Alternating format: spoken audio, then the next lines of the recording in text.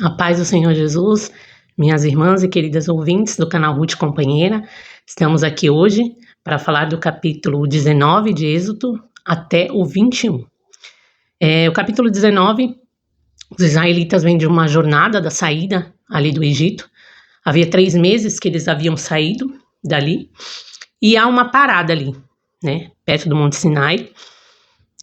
O Senhor pede que seu povo tenha um tempo ali com ele.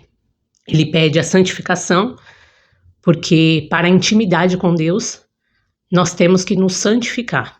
A palavra de Deus diz que sem santificação ninguém verá o Senhor. Então há essa parada, porque todo recomeço é exigido de nós, que venhamos a parar para ouvir o que o Senhor quer nos dizer, quer nos instruir. Porque para cada etapa de nossa vida, há uma instrução da parte do Senhor. E não foi diferente com o seu povo. Eles precisavam, depois de ver milagres do Senhor, sair do deserto, ver maná cair do céu, ter experiências ali com o Senhor, vencer os amalequitas. Agora é hora de parar para ouvir o Senhor. Então, eu entendo aqui que todo recomeço terá uma direção. Todo recomeço terá uma direção. E os israelitas recebem essa direção. O primeiro passo aqui é a santificação. É o momento do Senhor falar com o seu povo. Então ele dá instruções, ele chama Moisés, chama os anciões do povo para que se santifiquem. Ele passa a instrução ao povo, porque naquele tempo o Senhor falava com o seu povo através de Moisés. Moisés era o intercessor do seu povo, o profeta ali que falava com o povo. Então a ordem do Senhor é: santifiquem-se amanhã, hoje e amanhã, e lavem eles os seus vestidos. Estejam prontos para o 3º dia. Portanto, no 3º dia o Senhor descerá diante dos olhos de todo o povo para o Monte Sinai.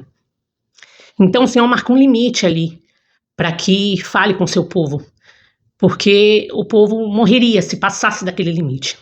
E muitas vezes essas limitações existem em nós, limitações humanas. E assim como Moisés foi intercessor pelo povo, o nosso Senhor Jesus intercedeu por nós. Ele tirou essa divisão que havia entre nós e Deus, e é o nosso intercessor, nosso sumo sacerdote, que rompe, vai além de nossas barreiras para nos dar acesso direto à presença do Senhor. E aqui Moisés faz essa função. Israel fica com medo, se sente indigno diante da manifestação do poder de Deus.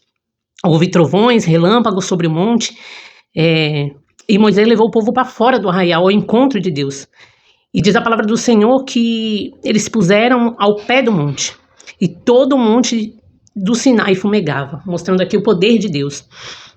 Porque o Senhor descera sobre ele em fogo, e sua fumaça subia como fumaça de um forno, e todo o monte tremia grandemente. Então Moisés ali, com ousadia, vai ali falar com o Senhor, e o povo até pede que ele faça isso. E o Senhor fala para que eles não transpassem o limite, porque senão eles seriam mesmo mortos, eles pereceriam, E ali Moisés vai e fala com o Senhor, recebe a instrução do Senhor, e depois ele desce ao povo para passar a instrução. Moisés tinha essa função de levar a mensagem de Deus até o povo. E é muito importante olharmos para essa passagem e glorificarmos a Deus pela vinda do Senhor Jesus. Essa barreira que tinha dessa comunicação entre Deus e nós, essa limitação, como nós também somos limitados e indignos de entrar na presença do Senhor por nós mesmos. Mas graças a Deus e ao sacrifício de Jesus, nós temos esse acesso até a presença do Senhor. Nós temos liberdade de entrar nos Santos dos Santos. Então, no capítulo 20, o Senhor começa a instruir seu povo. Como eu falei, todo recomeço há uma instrução de Deus. Todo recomeço o Senhor quer nos direcionar, falar algo da parte dele para que possamos caminhar conforme a sua vontade. E aqui então é dito os 10 mandamentos. Os 4 primeiros mandamentos ele fala sobre relacionamento com Deus. Diz assim: então falou Deus todas essas palavras dizendo, e Moisés ali transmitindo ao povo: eu sou o Senhor teu Deus que te tirei da terra do Egito, da casa da servidão. Não terás outros deuses diante de mim. Fala de relacionamento com Deus, como eu falei. Não farás para ti imagem de escultura. Fala sobre adoração. Adoração é somente a Deus. O Senhor deixa muito claro isso. Esse povo é um povo peculiar, como o Senhor falou, um povo escolhido para Ele, como nós somos.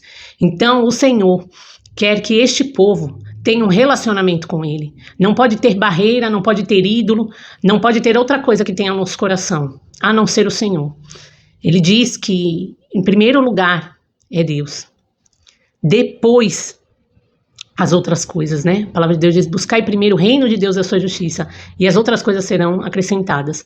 Então, que nenhuma das coisas externas e mundanas tenha o nosso coração.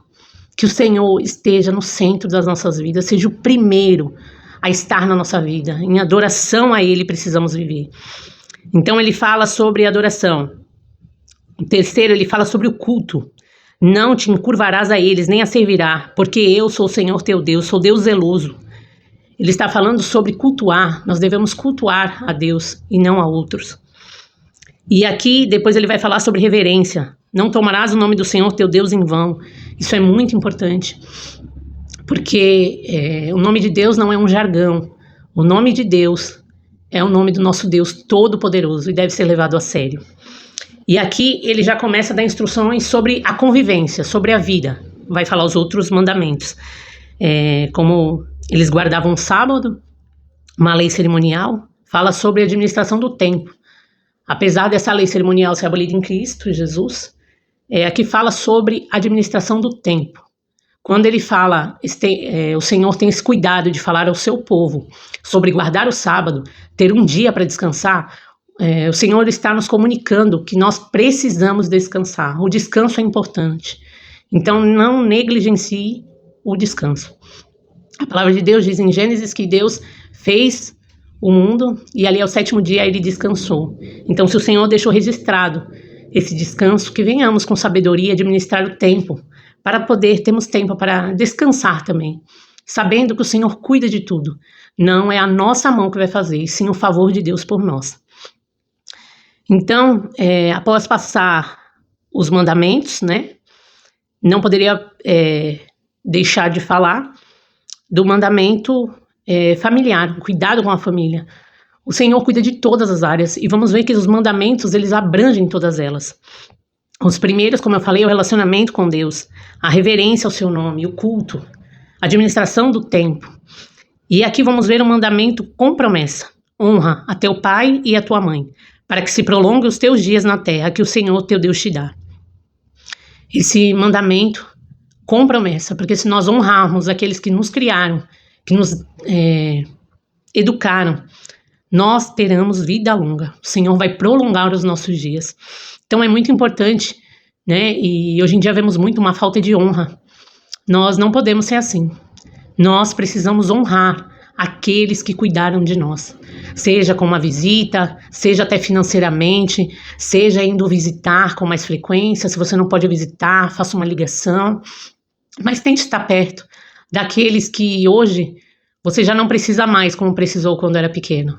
Mas que você saiba reconhecer o que eles fizeram para você. A palavra de Deus diz que devemos ter honra, dar honra a quem tem honra. Então aqui o Senhor também nos instrui a isso, esse cuidado com a família. E aqui vamos ver mandamentos de convivência, né? Agora, além do relacionamento com Deus e o relacionamento familiar, pessoal, vamos ver também o com os outros. Não matarás, não adulterarás, não furtarás e não dirás falso testemunho contra o teu próximo. Isso é uns mandamentos para convivência com o outro, né? Não devemos matar, aqui não fala só fisicamente, mas não devemos ferir e matar nenhuma alma com uma palavra. Temos que ter cuidado com o que ouvimos, né? Aqui fala também de falso testemunho contra o próximo, né? Isso é muito grave. A gente às vezes nem sabe o que está se passando, a história não foi esclarecida, e às vezes tomamos parte de algo, e o Senhor não se agrada nisso. Se temos alguma coisa contra alguém, a palavra de Deus diz para irmos até essa pessoa esclarecer. Então que haja esclarecimento, que nossa boca também seja para abençoar, porque o Senhor diz que de uma fonte não tem como sair 2 tipos de água. Então que a gente não venha a ferir e até matar alguém espiritualmente por causa de uma palavra. Vamos pensar e se colocar no lugar do outro, né? Isso é muito importante. Aqui também fala de não adulterar, né? Isso é muito importante, fala de um pecado que é cometido na carne, o adultério. Então precisamos, além de orar, como o Senhor diz, vigiarmos. Às vezes a situação só é um embaraço, ainda não é um pecado, mas precisamos nos apartar disso. Se você vê que ali não convém uma conversa, ou algo que o Espírito Santo, né, de Deus é tão maravilhoso que ele já nos chama ali a atenção quando aquilo não o agrada, então que a gente possa evitar para que isso não vire pecado. E aqui também fala, não cobiçarás a casa do teu próximo, não cobiçará a mulher do teu próximo. Isso fala também de a gente não cobiçar o que o outro tem, que a gente tenha alegria quando vê o nosso irmão sendo abençoado. Que você tenha em seu coração que se o Senhor ainda não te abençoou com aquilo que você está vendo no outro, vai chegar o seu tempo, vai chegar o seu momento. Quantos servos na Bíblia, vamos ver que demorou aos olhos humanos acontecer algo, mas aconteceu, porque o que o Senhor falou, ele vai cumprir. Então, que ao ver um milagre na vida do outro, tenhamos sabedoria e maturidade para ver que é o tempo dele. E vamos se alegrar com os que se alegram, como diz a palavra. Vai chegar o seu tempo de você também colher. E então ali vai a manifestação de Deus, novamente, né?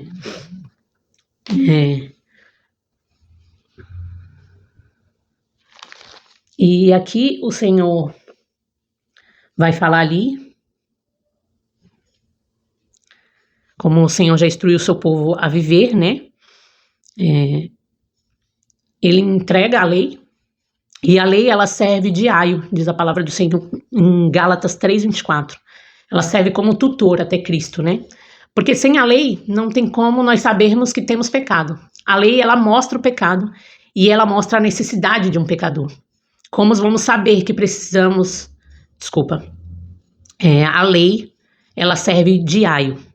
Então, como vamos saber que somos pecadores? Porque nós temos a lei. E a lei mostra que somos pecadores e necessitamos de um Salvador. Porque só com a lei ela ia mostrar que pecamos. Que muitas vezes damos falso testemunho, muitas vezes desonramos, muitas vezes não colocamos Deus em primeiro lugar. Então nós nos arrependemos e temos um Salvador que intercede a Deus por nós e nos limpa e nos lava de todo pecado. Então anotei aqui, como está em Gálatas 3, que a lei serve de aio, como tutor até Cristo Jesus. Ele cumprindo-se a lei, fazendo-se pecado por amor de nós, para nos salvar. Né? Então a lei conduz a humanidade a Cristo. Ela disciplina e aponta o pecado, mas não justifica, sendo justificado pela graça no Senhor Jesus Cristo, que é Ele que nos justifica. E aqui, ao final do capítulo 21, tem leis acerca do que amaldiçoam os pais ou ferem qualquer pessoa. Né? Temos 4 fatos de pena de morte, né? Mas no 23, mas se houver morte, então darás vida por vida, olho por olho, dente por dente, mão por mão e pé por pé. Esse fato era instituído para que se preservasse a santidade de Deus, né? Eles avaliavam se não fosse para a morte aquele crime, então eles ficavam numa cidade de refúgio, a pessoa até se passar ali, né, o furor, né, se fosse devido a uma briga, né, e muitas vezes acontecia isso, né, então foi instituída uma lei para que fosse regulamentado isso. Foi um fundamento instituído por Deus, baseado na sacralidade da vida humana, criada à imagem de Deus. Quem tira uma vida deve ter a sua tirada. Então, naquele tempo, era assim, né? Era vida por vida. E glória a Deus que, pelo pecado da humanidade, né? Pelo nosso pecado, nós éramos dignos de morte, né? Mas o Senhor levou sobre si todas as nossas dores e culpas, tudo que nos acusava e nos deu vida.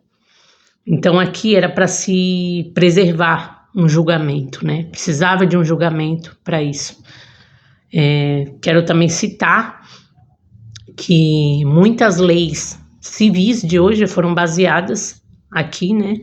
Como o não furtar, ele é um código penal. Então muitas leis daqui, não matarás, foi constituídas leis que temos até hoje, leis civis. Então a importância dessas leis para se viver em sociedade, né?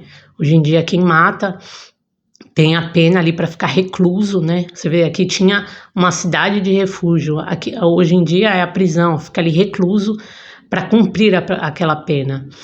E muitos países também ainda há pena de morte, né? Ainda continua havendo pena de morte dependendo do crime. Então aqui eu encerro o Êxodo 21, capítulo 21, falando de como o Senhor tem cuidado do seu povo, como tudo foi aqui para tentar conduzir o povo em obediência às leis, como deviam viver. Então, que não venhamos a ficar confusos. Sempre que tivermos dúvida do caminho que seguir, que venhamos buscar o Senhor. Eles têm suas ordenanças, seus estatutos, para nos conduzir até a eternidade. Amém? Fiquem todas na paz do Senhor e continue conosco nesse projeto abençoado, Ruth Companheira.